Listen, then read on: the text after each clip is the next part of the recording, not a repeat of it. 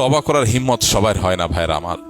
সৎসাহস, 5 তলা বিল্ডিং থেকে লাফ দেওয়া, এটা যতটা সৎসাহসের কথা, এর চেয়ে বড় সৎসাহসের কথা হলো একজন একটা হারামের সাথে জড়িত, তিনি এটা ছেড়ে দিয়েছেন, আল্লাহর ভয়ে ছেড়ে দিয়েছেন, আর সেদিকে ফিরেন নাই।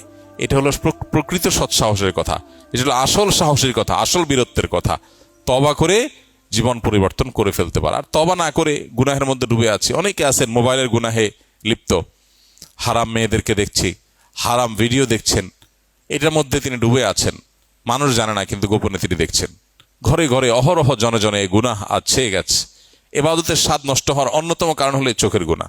চোখের গুনাহ যাদের মধ্যে থাকে তারা ইবাদত তৃপ্তি পায় না, তারা ইমানের স্বাদ পায় না। এর চেয়ে বড় শাস্তি আর কিছু নাই।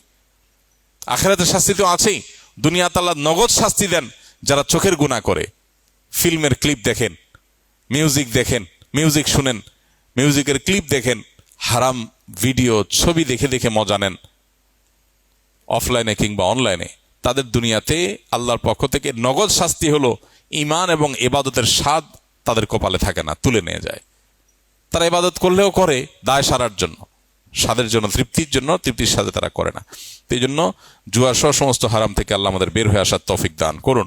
আমাদের তরুণরা ধ্বংস হয়ে যাচ্ছে, জুয়া খেলায় ধ্বংস হয়ে যাচ্ছে, ঘরে ঘরে যুবকরা শেষ হয়ে যাচ্ছে। অনলাইন জুয়া, বিভিন্ন টিভি চ্যানেলগুলো বাংলাদেশে, একেবারে লাইসেন্সধারী টিভি চ্যানেলগুলো বিভিন্ন অনুষ্ঠানের ফাঁকে ফাঁকে তারা অনলাইন জুয়ার প্রতি যুবকদেরকে আহ্বান করছে, অ্যাডভার্টাইজ করছে, সামান্য কিছু টাকা পাওয়ার লোভে যুবকদেরকে একটা ধ্বংসের দিকে তারা নিয়ে যাচ্ছে। তো এগুলোর জন্য সংশ্লিষ্ট কর্তৃপক্ষের কড়া নির্দেশনা দরকার, পদক্ষেপ দরকার, যাতে করে যুবকরা এই সমস্ত বকে যাওয়ার হাত থেকে রক্ষা পায়।